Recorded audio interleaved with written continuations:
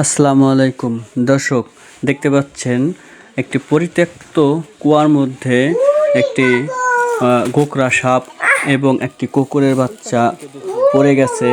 দেখুন তার দৃশ্য, গোকরা সাপের কি অবস্থা, কি রাগ। আবার ওদিকে কামড় দিস, এদিকে মার। হ্যাঁ, এই লাঠিতে মার, লাঠিতে। এই যে লাঠিতে মার।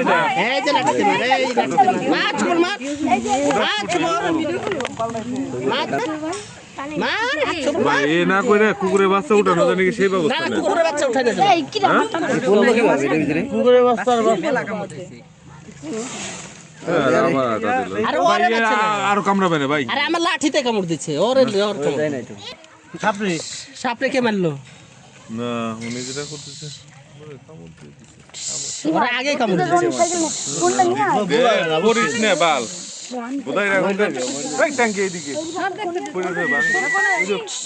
এটা করলে বিল বাজাই না। কি হয়েছে দেখাচ্ছে? ধরতে গিয়ে আসতেছে।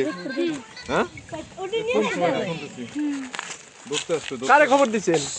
বন বিভাগে দেখছেন আর দেখাবো খেলা। ওই যে পেছাইতেছে বন বিভাগের তো লোক আসছে।